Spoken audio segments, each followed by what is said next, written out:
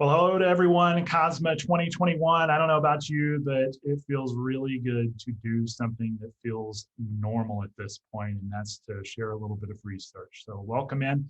My name is Mike Ross. I'm here with my colleagues, Bobby Berry and Ricky Ellison, and we're going to share a little bit about our research project with you today, the perceptions of education support from sport management students. We're going to examine differences between gender and race. So what we want to try to accomplish here over the next 20 minutes is to just give a little bit of insight on our research, a little bit of an overview of the theory that's involved, and then we want to take a specific look at a couple of research questions that we asked that guided this quantitative study, and then provide an explanation of how that research was conducted, and then of course a discussion on what all this really means and what are the what can we take from this, what can we glean from this as we work with our sport management programs. First thing that we're going to do is take a look a little bit at the previous literature. I think it's important to kind of lay the landscape a little bit of where higher education sits right now. In looking at IPEDS data, you can see that there are differences between genders and races. Obviously, those that are seeking a four-year degree and graduating with an undergraduate degree, it is predominantly female, and it is also predominantly white. I think it's important to be able to define what we are classifying as non-white minority student. That's basically anyone who identifies as a race other than white. But that does not include international students. And it does not include students where the race is unknown or not reported. So on the national scale, you can see undergraduate students are predominantly female and predominantly white. When we get into the sport management side of that, the disparity is even larger. There was some research that was conducted by Jones and team that reported that 81% of sport management programs have a female population that is less than or equal to 40%. And in that report, also, about 80% of sport management programs have a disparity between white and non-white minority student populations, with the non-white minority population being basically equal or less than to 20% of the overall student population. So we see the data on the national trends. We see the data in the sport management trends. And while the minority population continues to increase in the United States, we still see a pretty wide level of disparity between the representation of minorities on college campuses and in graduation rates here in the IPEDS data. In looking at these trends, there really needs to be an examination of the factors that go into student success. And the literature suggests that there are three primary factors that impact that student success. First is the personal characteristics that make up the individual. Basically, the college student, we'll call those individual factors. The support that the student receives from peers and or parents, which is referred to as social. And then finally, the support a student receives from faculty and or on-campus support programs, which is the environmental factor. So when we take a look at this in terms of these three factors, we've found that many non-white minority students explain that their peers at college are actually one of the greatest levels of support. Since then, we have also found out that a lack of family support can really have a negative impact on the academic success of first-generation students, where families have parents that did not attend college and ultimately lack an understanding of the level of commitment and dedication that is needed to succeed in college. Of course, on the personal and individual side, we've got motivation and commitment. All of those play an important role in student success, and that is found in a variety of different student development theories. We can connect this, however, back to that social support category where a student with high motivation and commitment will actually surround themselves with others seeking the same and achieve higher rates and higher success rates in college. Finally, we've got the environmental or the on-campus and university support mechanisms. And this is basically faculty and on-campus programming. As all of this was not necessarily complicated enough, we're going to throw all of what we do on a daily basis on campus into this mix as well. We know that there are really successful college preparatory programs such as AVID and TRIO, but the research suggests that there is still a significant need for culturally competent programming on college campuses that focus on those differences in motivation among genders and among races, because those can be significant. So when we take a holistic view of all this, it is really, really easy to see that these factors are actually significantly intertwined. And one of these factors is not necessarily so much as important as the others. All three of these really need to be there for a student to have all of the support mechanisms that they need in order to be successful.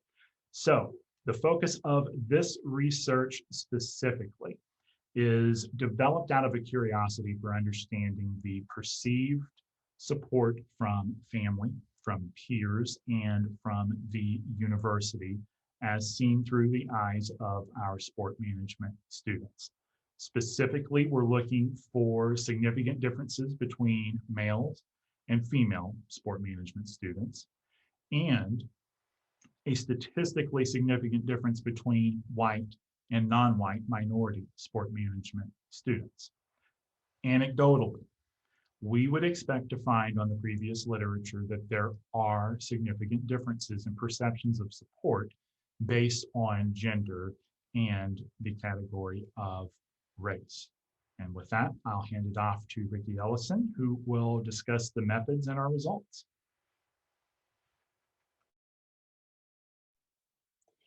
Thank you, Mike.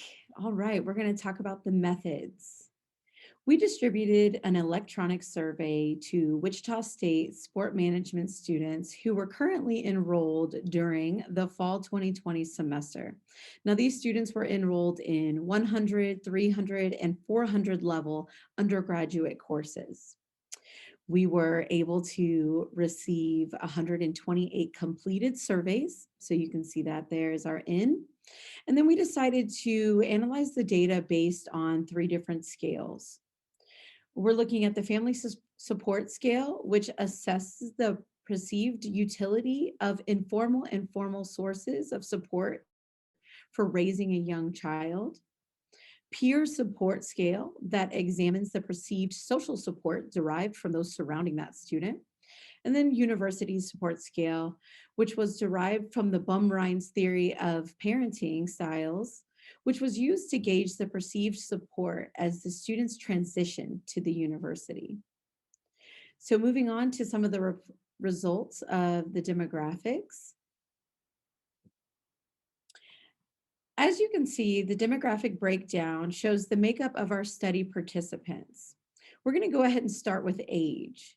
You can see the mean is 20.9 and the mode is 20 years old. It is to be noted that 77.4% of the study participants were between the ages of 19 and 21 years of age. I also want to bring your attention to the gender, race, and ethnicity categories.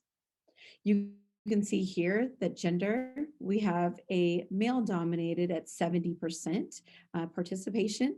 Now that is going to be very similar to what Mike had talked to you about earlier in looking at national trends. Okay, then we come in at race with a non-white of 14% and a white at 81%. And then the ethnicity of non-Hispanic, looking at 83.6%. So what does all of this mean?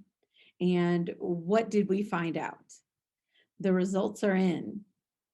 We had 90 students identify as male and 37 identify as female. And you can see here on the slide that in all three categories, from family support, peer support, and university support, there was not a statistically significant difference, which you can imagine surprised us a little bit. You can also see here that we decided to run a hedge G, which you can see shows between 0.02 and 0.13 on the affect scale. But we wanted to make sure that with the uniqueness of the sampling size and distribution, that the results remained reliable and valid. So this was, of course, between the male and female versions of statistically significant question. Now moving on to the statistically significant difference between the white and non-white minorities. You can also see here that we had 104 students identify as white and 24 as non-white. And again, in all three areas, family support, peer support, and university support, there was not a statistically significant difference between the two. And again, we ran another hedge G, just wanting to make sure that you can see that shows between 0.15 and 0.36 on the affect scale. And so now with those results that we have, we're going to turn it over to Mr. Bobby Berry from some discussion and conclusion. Right. Thank you so much, Ricky. And so once again, when we look at the data that we presented thus far, and we ask the question, what does this mean? Some of the things that we're going to point out here, we believe had some type of impact on this data. And so, like Ricky had stated previously, statistical results were contradictory to what we would have expected. One of the reasons that we believe that to be true is Wichita is the air capital of the world. And so when you think about aviation, and in our case here, you don't necessarily need a 4-year degree to be in aviation and have a great paying job. And so with that being said, is maybe some of those levels of support that we would have assumed would be there. You may have individuals who come from families who have not attended college, but they still have great paying jobs. And so they may not necessarily have that strong level of academic or familial support when it pertains to their degree and their degree completion. And so that is a potential reason for why this data turned out the way it did. Another factor that could possibly impact that would be that of our strategic plan here at Wichita State. And we have a goal of inclusive excellence. And with that being said, is one of the values that we have is here is that of diversity. So what we have done is created a lot of support systems for our students who identify as a minority. Not only do we have areas on our campus like the Office of Diversity and Inclusion, but we do have our Black Student Union. We also have areas on this campus that specifically elevate and uplift diversity and create options for support for those students. And so that also could have played a factor into this data. Lastly, and that of academic achievement. On the slide previously that Ricky had discussed, about 60% of those who took our survey had a 3.5 or higher GPA, and about 93% had a 2.5 higher GPA. So when you think about that, relatively speaking, that does kind of prove that there are levels of support here academically, potentially for our students to feel a little bit more equipped and for the results to have turned out the way they have. So when we progress to the next part, we think about limitations. As you guys can see, there was lack of representation when we talk about upper division undergraduate students. This particular population skewed a little bit younger, a little bit more of your freshmen, sophomores. And so when you think about juniors, seniors, and graduate students, that could have provided a different perspective. That is a limitation that we found. Secondly, that of our sample only consisted of Wichita State students. Now, depending on the institution in which you're from and where you are, that could definitely have an impact on how you view your levels of support. Lastly, limited age representation. So it's skewed a little bit younger. Here at Wichita State, we do have a decent percentage of returning adult students who obviously that age tends to skew a little bit older. And so the perceptions of support on all levels could be perceived very differently when you have a population that errs on the younger side.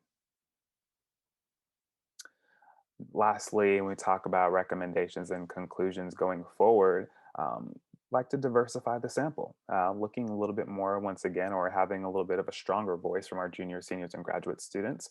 We feel like would provide a little bit more of a well-rounded sample size, and that of a perspective. Looking at public versus private institutions, we feel that other sport management programs may have a very different culture than we do than we have here, and so thinking about that holistically, having those other viewpoints and those other perspectives represented going forward could also tell a very different story. And lastly, really broadening the range of our students, so that of traditional and non-traditional. Of course, having those who are your traditional coming out of high school, going straight into college, and then having those who maybe worked a little bit of coming back, maybe they have a different perspective because they've had some work experience and maybe they decided to pursue a different route and come back and obtain a degree in sport management. So just once again, really having the diversity of voices represented going forward. And so when you think about all things encompassing of the data that we have, um, we're able to obtain, and once again, reiterating the fact that these are not the results that we expected, but we have high hopes that going forward, when this study is revisited, we will be able to have a greater perspective to provide. So I'm going to turn it back over to my colleague Mike to give us some parting words. Thanks, Bobby. So what have we learned? We've learned that the minority population in the United States continues to grow, which ultimately is going to lead in higher levels of non-white minority students showing up on our college campuses. And the literature tells us that the support for these varying categories of students, whether it's by gender or by race, the literature would tell us that there's not a homogenous approach to how we support every single student. There's not a blanket approach. So what you have to do is to begin to dig down into, okay, well, what are the differences? And here at Wichita State, we found that there really weren't. There weren't any differences in the perceived levels of support from our students. And this was about 60% of our undergraduate student population. So it's a decent size survey, but we'd certainly like to have a more robust and more encompassing survey to be able to explain the results a little bit better. But the surprising thing, I think, can be explained by a few of the things that Bobby talked about with the location and some of the demographics and everything that come along with being a student here. But where do we need to go from here? We need more. We need more data, and it would be great if other institutions were able to compare our data with data that they find on their own campuses to be able to explain some of the differences. Ultimately, what this is all about is getting down to the level of how can we best support our students? How can we best support first generation students? How can we best support our female students who are coming into a predominantly male major? How can we best support, all of our students holistically to make them more successful while they are on our campuses? And while this doesn't explain it all, it does give us a little bit of data. And hopefully we will have some folks join in the party and do a little bit of digging on their own in this particular subject. We thank you for the time. We thank you for the opportunity to present here at COSMA 2021. I started off by saying it feels good to do something normal for a change, and I'll end it the exact same way. From all of us here in Wichita, thank you. Enjoy the rest of the conference, and we'll see you soon.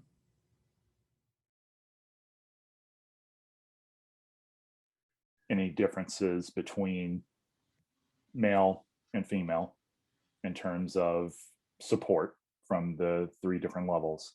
And then white and non-white minority students as well. And what we found was through the t-test is there wasn't really any difference in their self-reported perceptions of support. So Bobby's job was to basically shine and explain why that is.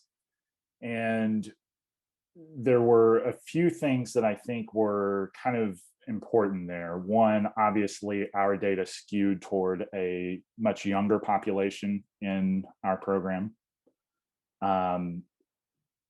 The second aspect of this is we think that we can probably explain some of it by regional, just the region that we're in. You know, Wichita is the air capital of the world. So when you are talking about aviation, you are talking a lot about blue collar workers who did not necessarily go to college and don't necessarily feel the same way about college that you know, you would on either of the coasts necessarily.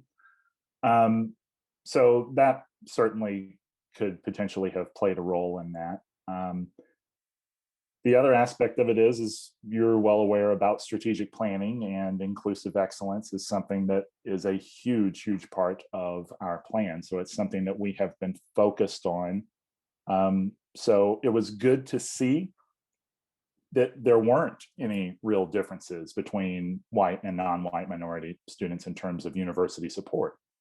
I think that that means that the focus is going pretty well. So those were some of the things I think that could probably give a little bit of insight into kind of what was happening there. But I think all of us, and including Mark, because you know he's seen this data before, I think all of us were kind of surprised because the literature would tell us that you know we should see some differences here, and to not was pretty interesting.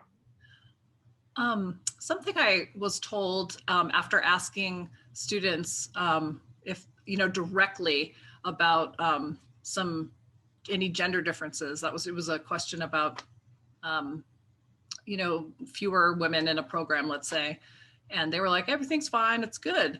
And I talked to the faculty person at the program after that, and they said, oh, you can't ask them directly about that. They're never going to answer, you know, this question like this.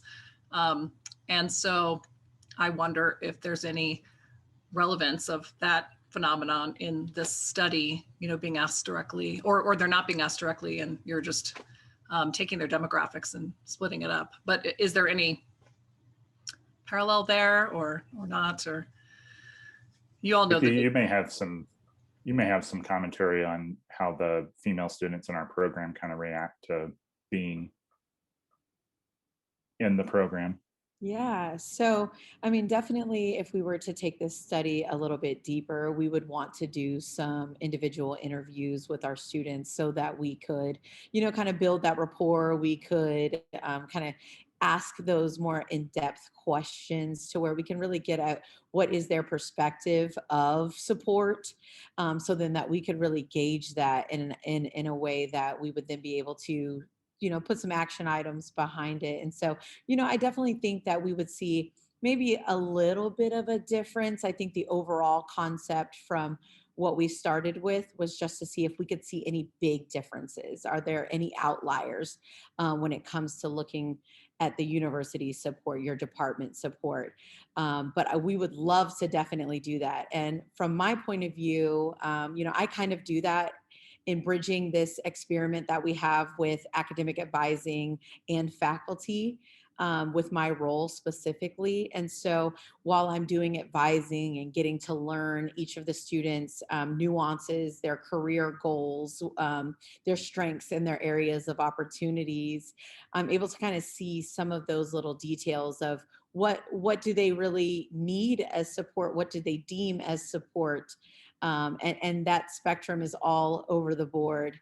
And so I think that definitely would play a piece into us getting deeper into this research topic.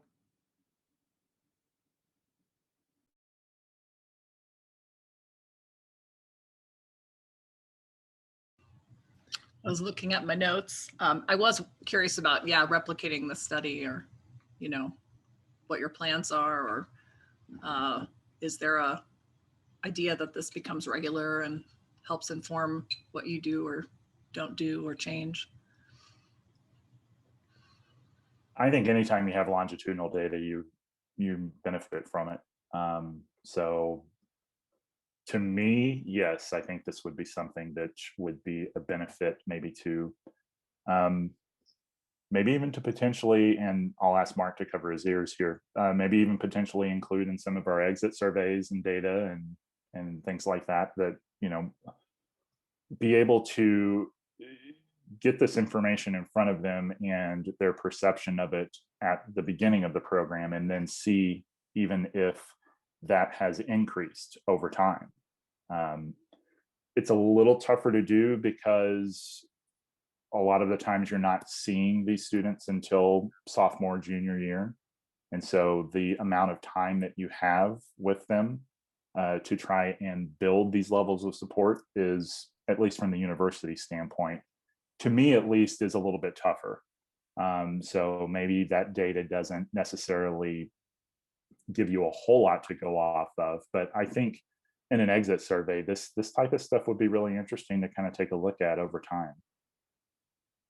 Yeah, I definitely agree. Mike and I also had a conversation just recently about the students that we would be surveying. And if we think about the generations that are coming in and what they have grown up within, their ability to independently think, their ability to forecast, you know, what type of pressures have they been put under, we're going to start to see a shift. And Mike, if you want to actually talk about this, because I think that this is super interesting, but the incoming class, the generation, what they have known and what they haven't known, you know, a world without 9/11, without flight restrictions, a world without, you know, college readiness, you know, built all the way into the 5th grade. You know, my daughter is in the 4th grade and they do college virtual tours and they're talking about career opportunities. And if you can imagine the generation that we're starting to see come in, we're born in the 2000s and have lived through a recession at a time that they can remember. And so those are going to be changing the perspectives and the needs of our students. And so being able to watch that over year after year after year and see how that changes is just going to be really enlightening into how we're able to actually provide that support, what that support looks like, and resources that need to be developed that haven't been. Yeah, I think the only thing that I would add there is just, and this is anecdotally, but we have a significant number of our students who are doing it on their own. They're not getting a lot of support from family. They're not getting a ton of support from peers. They are working while they are in school, putting themselves through school. They're not getting, money from family or anything like that. So there's a lot of confidence there, I think, in the student that we have here at our university, that they may not necessarily need a lot of support. And so if they're not getting it, then that perception of that support really is just not something that matters all that much to them. And I don't know if that maybe kind of skews things a little bit to where, they're working and they're putting themselves through school, so they don't have a ton of family support, or they define family as something completely different. Maybe, the 3 roommates that they have that are basically their family while they are here, because we've seen a huge influx of out-of-state students here at our university too. So families now even a little more detached than it has been ever before. So I think that those are some things that kind of anecdotally, at least just from an observation standpoint, kind of help to give a little bit of context.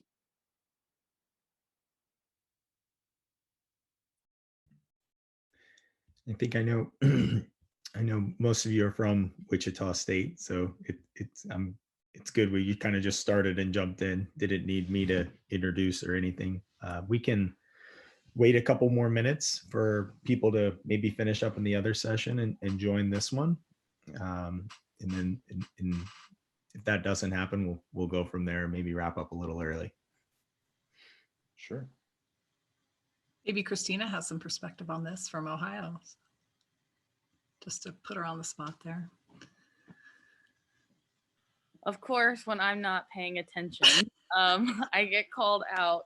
Sorry, we have a little fire that I'm dealing with. But well, sorry. Those are fun. No, I'm aren't they? happy to contribute. But what was the question?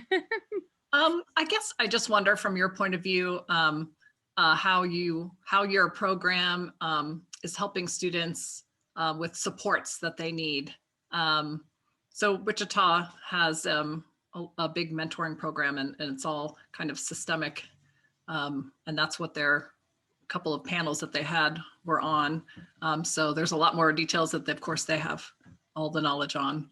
But just Ohio has its own way of doing things, and you have students coming at your program in different ways, kind of like they do as well. So Yeah, I would say based on what I saw with Wichita State, we're not as robust as them, but some of the things that we have done as a department is we have faculty members who are called DSA faculty mentors, which are essentially career coaches that work with our juniors and seniors. And we're able to capture all of our students that way. It's optional, but most will, especially during the pandemic, will opt in. And then the other way they get supported is we have student organizations that are tied to identities. But they're still a sport. And I find that those students prefer those student organizations as an empowerment and resources piece versus some of our larger, broader student organizations that they feel like they get lost in the shuffle. So each student organization has a faculty advisor, which I would say, especially our students from underrepresented groups, will lean on more because they get that direct connection. So we found that the more connections we can find with our students, the better we are to support them. I think they're very overwhelmed because the university pretty much sends us an email every day about COVID-related student support resources. So they're getting bombarded. So I think they have the resources, but they may not know where to start because it's overwhelming of the amount of communications that's coming out of our department, our college, and even the university itself. I'm really glad that you brought up the part about the DSA. That's something that we've been discussing here is, do we have a class or something like that that's, and I use the term in our meeting, capstone, and that's probably not the right vocabulary for it, but just something that allows them to kind of debrief over their experiences, especially after their applied learning. And how do you take what you have learned on the job in an internship and translate that into lines on a resume that can speak the language of those that are hiring you? And that's something that we've considered, is kind of having like an optional debrief class for them as almost as part of the internship, where they can really kind of just ask questions and get one-on-one feedback with things, as opposed to just, the standard going through the internship and we're done, and oh, by the way, turn in your resume at the end and we'll review it. And that's all great, but the one-on-one attention for those that I think need it and or want it, that could contribute, I think, to higher levels of perceived support. Yeah, and definitely that career advice. We get so many students whom, they get to that point where they're trying to find an internship or a practicum, and they're not really sure what they like about the industry or what they don't like. And then they get into a practicum and they're like, okay, well, I've learned I don't like this one element, but what other industry can I get into? What other job is out there for me? And they kind of seem a little lost. And so, having that ability to debrief and ability to just kind of talk through options and opportunities and so many times we don't even realize what jobs are actually out there. You know, you think of maybe even an arena, and you're like, they employ over 300 different people. There are a lot of jobs, a lot of walks, a lot of different ways that you can be creative and enjoy what you're doing on a day-to-day basis and contributing to the organization. And so, yeah, we are really interested in that debrief, that conversation after the fact. Are there any other majors within your applied studies college? I hope that's the right terminology, department, are you doing anything that is useful or helpful in this area, or you're the trailblazers and they copy you, or, okay. Pretty much. Yeah, right. I figured. I mean, of course. It's a strategic focus at the university. So perhaps Clay's got a little more of an idea about it on the college level, but definitely within our department as it relates to sport management, we also have a non-sport related degree as part of our department now. So obviously that's going to be a focus moving forward for us as well. But yeah, this is something that on the college level and the university level, and it's just had a trickle down effect here, that we do need to be analyzing what we're doing in terms of student support, and being able to support a large population of first generation students. And if it is part of your strategic initiative to recruit minority students, then what types of support are they really needing? And how can you deliver that? That's definitely a strategic focus. I'll let Clay jump in, and he's much better at it than I am.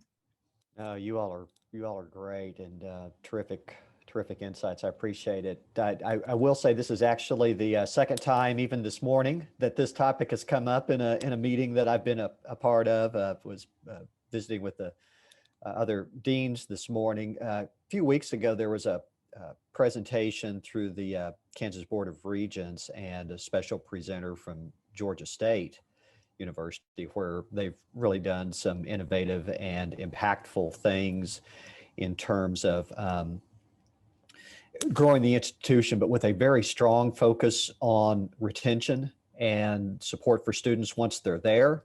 I know we've done things like we've taken some important steps at Wichita State, but I think probably is fair to say that on the scale we pay a little more attention to applications and admissions than necessarily retention, which is going to continue to be a really important area of emphasis for us going forward. So all of that to say that we do have some other programs in the college that do gather some of this type of information as students progress through their program of study, and particularly those that might be in applied learning settings, where they may meet with a group on a regular basis as they move through that to debrief, ask questions, and so forth moving forward. But we're, as an institution, we're going to be taking a deeper look at this to see where else can we add value for our students. Mike and Christina, why don't you bring this conversation to the group from the chat here, if you don't mind? Sure. So Mike, I was just going to type to you that usually the barrier our students face is the cost, right? So similar conversation to practicum or internship experiences, we have so many that we can choose from, but we do have students who can't afford to do them for a variety of reasons. And how do we work with our alumni or partners to help either offset the cost? So our university has experiential learning grants we can write for, but they're not guaranteed. So, for me, I do a lot of facility event type stuff, and it's like 3 weeks before the event, they want volunteers.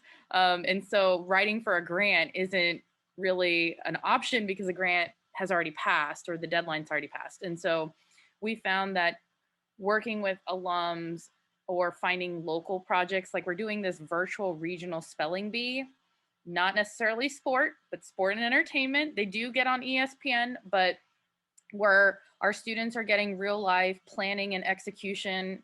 It could be a disaster, who knows? But that's something we can do at low or minimal cost, that gives our students opportunities for those who can't go work the Final Four or another local event or mega event. So, but the cost and the opportunities are really tough during the pandemic, and I don't see that going away anytime soon either.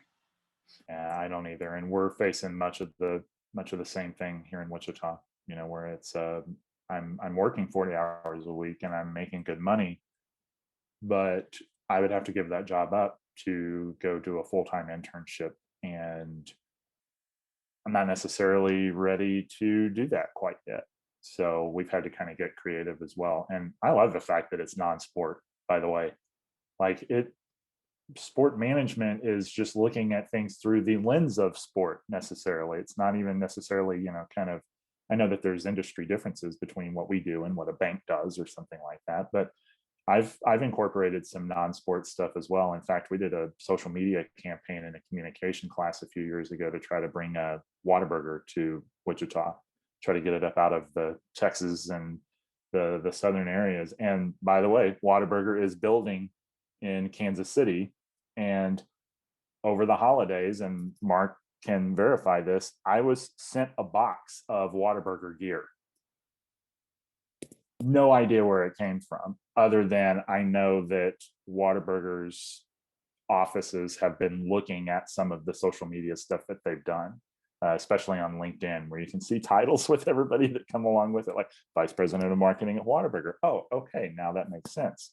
But I love the idea of doing like a virtual spelling bee or something like that, where it's exposing them to things that are different and not necessarily sport related, so that they can see this as something that is a lifelong skill set, as opposed to, well, once I decide to settle down, have a family, and get out of sport, what am I going to do then? They already have an idea. So I love that. I'm originally from San Antonio, so Whataburger is speaking my love language right now. Shout out. I'm from Waco, so I really want a burger. yep, you bet. The thing that we talk a lot from a facility and event perspective is that so many of these facilities are looking for non-traditional ways to generate revenue with non-traditional events. So the way I tell my students, the way I twist their arm a little bit is, everyone who wants to work in sports volunteers at football games or soccer games, but what is it on your resume that differentiates you from everyone else? So you may think the spelling bee is just a spelling bee, but at the end of the day, it gives you something that gives you a competitive advantage because it's virtual and it's something that you could still have in your venue. It just may not be directly related to sport. And so we created a certificate program. So that's also part of it. It's called Festivals, Events, and Entertainment Management. And that's why some of these experiential learning things are not directly in sport, but in the broader sport, because of our certificate that we are channeling these students towards work in events, operations, facilities. That's really cool. That is awesome to hear. And I mean, as someone who got out on the first word in 5th grade spelling bee, the way my heart was pounding, you would have thought I ran a marathon race, to be honest with you. So I'll classify that as a sporting event any day. But again, that just reminds us of thinking, like, as we've brought in esports into it, folks talk about, do we classify that as a sport or do we not? And there's been some studies that talk about, heart rate in the middle of a game is the same as a basketball player running up and down the court. And so I love the fact that these students are getting a broad view of sport. And I also come from a bowling background. And so I've had to battle that you're not a sport conversation for a very long time. So I pick up for all of the what I'll call eccentric sports out there, and get these students integrated into all walks of the entertainment and sport industry. And I would guess you all have a better market than we do. We're a town. So we have our athletic department, and then Columbus is an hour, sometimes an hour and a half away. And so, depending on the day. So, for us, it's really important to find things we can bring to Athens, or things that they can engage in the community. We have a summer wood and bat baseball league that a lot of our students work in the summer and do that because the local experiences are what captures our underrepresented students mostly. And I wish I could find money to, help fund them to go chase their dream internship. And we can talk about unpaid internships another day, but I think the more we can do locally, or like the Whataburger example of client projects, I think that helps our students. Yeah, I would agree wholeheartedly on that.